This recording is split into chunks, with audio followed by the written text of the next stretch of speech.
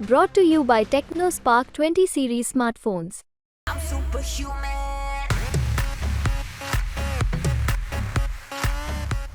नमस्कार मित्रों, 100 सोनार की एक લુહાર કી 100 સોનાર કી એક લુહાર કી આપણે ત્યાં વાક્ય છે ને આ જ વાક્ય શું ભારતીય જનતા પાર્ટી હવે ચરિતાર્થ કરી રહી છે?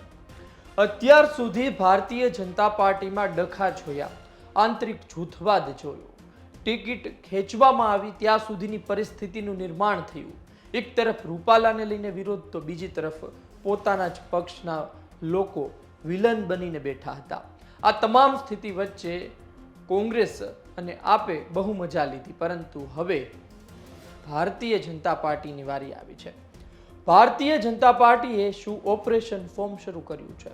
આ ઓપરેશન ફોર્મમાં શું કોંગ્રેસ અને આપના ઉમેદવારો જે ઉમેદવારી ફોર્મ ભરીને બેઠા છે લોકસભા ચૂંટણીમાં, તેમાં વાંધા કાઢવામાં આવી રહ્યા છે. કોઈ પણ જાતની ચૂંટણી લડ્યા વગર જ તેને ચૂંટણીના રણ મેદાનમાંથી દૂર કરી દેવા માટેનો તખ્તો તૈયાર કરવામાં આવ્યો છે. અને જો આ તખ્તો તૈયાર કરવામાં આવ્યો છે મિત્રો, તો આમાંથી રૂપાલા શા માટે બાકાત છે? શું રૂપાલા દૂધે ધોયેલા છે? શા માટે તેમના પર જે વાંધા અરજી કરવામાં આવી હતી, તેમના ઉમેદવારી ફોર્મ પર વાંધો ઉઠાવવામાં આવ્યો હતો, તે માન્ય રાખવામાં આવ્યું છે? 34 વાંધા અપક્ષ ઉમેદવારે ઉઠાવ્યા હતા રૂપાલા સામે, પરંતુ ફોર્મ માન્ય ગયું છે. તેની સામે સુરતથી, અમરેલીથી, બનાસકાંઠાથી અને રાજકોટથી કોંગ્રેસના ઉમેદવારો ચિંતામાં છે. આમ આદમી પાર્ટી ખરા અર્થમાં ગઠબંધનના ઉમેદવાર ઉમેશ મકવાણા ભાવનગરથી છે, તેના પર પણ સવાલો છે. આ તમામ મુદ્દા પર વાત. ઓપરેશન ફોર્મ શું છે? રૂપાલા સામે કાર્યવાહી શા માટે નહીં?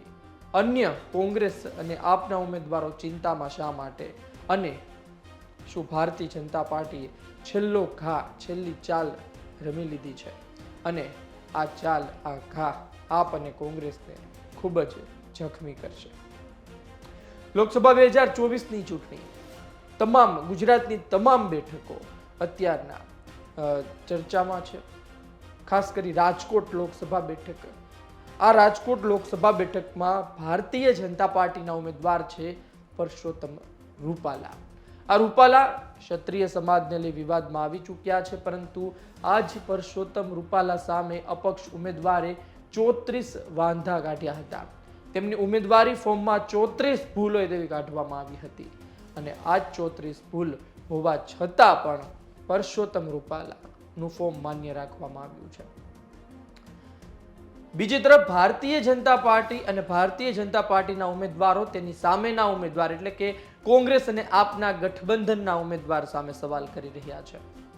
એ પછી રાજકોટ હોય, એ પછી બનાસકાંઠા હોય, એ પછી અમરેલી હોય, આ તમામ જે લોકસભા બેઠક છે ત્યાં સવાલો કરવામાં આવી રહ્યા છે. પહેલા આપણે એ જાણી લઈએ કે શા માટે વિરોધ કરવામાં આવ્યો. વાત કરીએ અમરેલી. જેનીબેન ઠુમ્મર કોંગ્રેસના ઉમેદવાર છે અને આ કોંગ્રેસના ઉમેદવાર મહિલા પ્રમુખ પણ રહ્યા. વીરજી ઠુમ્મરના પુત્રી છે, જાણે છે લોકો, પરંતુ તેમના પર જે મિલકત બતાવી તેમાં એક દુકાન વેચી તે ન દર્શાવવામાં આવી તેવું કહેવામાં આવ્યું છે. તેની સામે વિરોધ દર્શાવવામાં આવ્યો છે.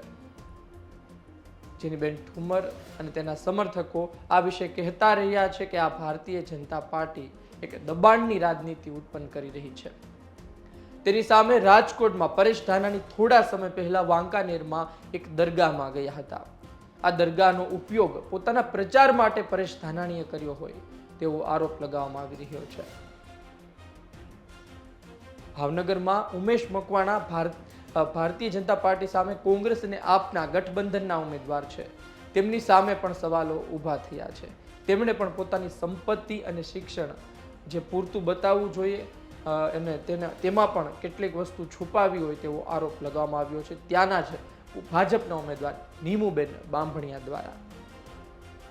બનાસકાંઠામાં ગેનીબેન ઠાકોર ખૂબ જ જોરશોરથી પ્રચાર કરી રહ્યા છે, પરંતુ ગેનીબેન ઠાકોરની સામે પણ સવાલો ઊભા થયા છે. 4 વખત સોગંદનામું રજૂ કરવું પડ્યું અને પોતે કેટલા વીઘા જમીન છે તે દર્શાવવામાં તેમણે ભૂલ કરી અથવા તો માહિતી છુપાવી તેવો આરોપ લગાવવામાં આવ્યો છે. આ રીતના તમામ માહિતી સામે આવતી હતી, પરંતુ સુરતમાં તો હદ થઈ. સુરતમાં નિલેશ કુંભાણી કે જે તેના ટેકેદાર હતા તેણે જ સોગંદનામું રજૂ કરી દીધું કે તેમણે સહી કરી નહોતી, તે આમાં જોડાયેલા નહોતા અને મોટો મામલો બન્યો.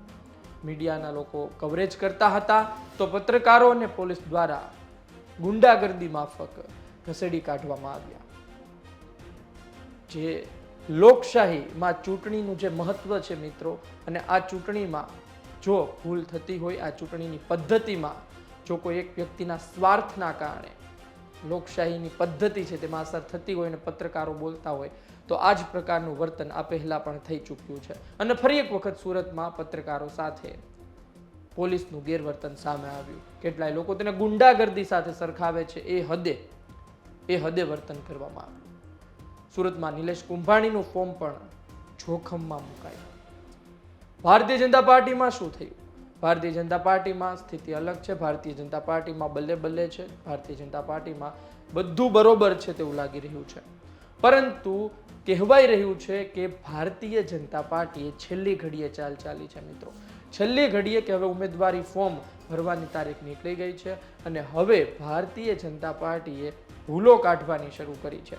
કદાચ CR પાટીલ રાહ જોઈને બેઠા હશે કે આપ અને કોંગ્રેસને રમી લેવા દો, આપ અને કોંગ્રેસને મજા લઈ લેવા દો, પરંતુ આપણે છેલ્લી ચાલ ચાલીશું. અત્યારે તો આ ઉમેદવારો ચિંતામાં છે, કારણ કે કેટલોય ખર્ચો થઈ ચૂક્યો છે, કેટલાય પૈસા વાપરી ચૂકવામાં આવ્યા છે, કેટલાય બેનરો છપાઈ ચૂક્યા હતા, કેટલાય લોકોએ તો જમણવાર પણ કરી નાખ્યા જ્ઞાતિઓના, કેટલાય લોકોએ પોતાના ટેકેદારો સાથે મળી વ્યૂહરચના પણ ઘડી નાખી કે આગળના સમયમાં સાંસદ બનશું તો શું કરશું. પરંતુ હવે સ્થિતિ અલગ જોવા મળી રહી છે. આ તમામ વાત વચ્ચે લોકો ભારતીય જનતા પાર્ટી પર વાર કરી રહ્યા છે કે ભારતીય જનતા પાર્ટી આ પ્રકારની રાજનીતિનો ઉપયોગ કરી રહી છે કે જેમાં સામેના ઉમેદવારને લડ્યા વગર જ ઘર ભેગા કરી દેવામાં આવે, સામેના ઉમેદવારને ચૂંટણીના મેદાનમાં ઉતાર્યા પહેલા જ તેનું પત્તું કાપી નાખવામાં આવે. આ તમામ સ્થિતિ વચ્ચે લોકો કહી રહ્યા છે કે ભારતીય જનતા પાર્ટી આટલી મોટી પાર્ટી, કેન્દ્રમાં પણ ભારતીય જનતા પાર્ટી, ગુજરાતમાં પણ ભારતીય જનતા પાર્ટી, તેને આ પ્રકારની પ્રવૃત્તિ ન કરવી જોઈએ. જો ભૂલ છે, જો ખોટું છે તો તેમાં સુધારો કરવા માટે સામેના ઉમેદવારને કહેવું જોઈએ, પરંતુ તેનું ઉમેદવારી પત્ર ખેંચાય આ માટે કાવા દાવા ન કરવા જોઈએ તેવું લોકો કહી રહ્યા છે. તેની સામે અત્યારે ભારતીય જનતા પાર્ટીના રાજેશ ચુડાસમા, વિમલ ચુડાસમાના પણ સમાચાર આવ્યા હતા. તેની માટે પણ લટકતી તલવાર હોય તેવું જોવા મળી રહ્યું હતું કે વિમલ ચુડાસમા તો હાલ ચૂંટણી નથી લડતા, પરંતુ રાજેશ ચુડાસમા તેમના ઉમેદવારી ફોર્મને લઈને પણ સવાલો આવ્યા હતા. પરસોત્તમ રૂપાલા ભારતીય જનતા પાર્ટીનો એક એવો ચહેરો કે જે સૌથી વધુ ચર્ચામાં છે, તેની ટિકિટ હવે નહીં ખેંચાય એ કદાચ નક્કી થઈ ચૂક્યું છે. અંતિમ ઘડીએ પાસા પલટાય તો નવાય નહીં, પરંતુ અત્યારે પરસોત્તમ રૂપાલા સામે 34 વાંધા હોવા છતાં પણ તેમનું ઉમેદવારી ફોર્મ માન્ય રાખવામાં આવ્યું છે. તો આ તમામ સ્થિતિ છે, આ તમામ તફાવત છે, આ વાત એક ચર્ચાઈ રહી છે. આપનું શું કહેવું છે કે જે કોંગ્રેસ અને આપના ઉમેદવારો સાથે થઈ રહ્યું છે એ એક કૂટનીતિનો ભાગ છે? આપનું શું કહેવું છે કે ભારતીય જનતા પાર્ટીએ છેલ્લી ચાલ, છેલ્લો દાવ રમ્યો છે અને કોંગ્રેસ આપમાં ભૂકંપ આવ્યો છે? આપનું શું કહેવું છે? પરસોત્તમ રૂપાલા દૂધે ધોયેલા છે? શું તેમનું ઉમેદવારી ફોર્મ બધું બરોબર હતું અને તેના ઉમેદવારી ફોર્મમાં ભૂલ હતી જ નહીં, અથવા તો ભૂલ હતી તો તે અવગણી શકાય તેવી હતી? શું આજે તમામ લોકોની સામે સવાલ થઈ રહ્યા છે, તેના ઉમેદવારી ફોર્મની સામે સવાલ થઈ રહ્યા છે, તેમાં શું અવગણી શકાય, ચલાવી શકાય તેવું નથી? શા માટે તેમના પર સવાલ થઈ રહ્યા છે? આપના અભિપ્રાયની રાહ રહેશે. આ વિડીયો પસંદ આવ્યો હોય તો લાઈક શેર કરવાનું ચૂકતા નહીં. મને આપશો રજા. નમસ્કાર.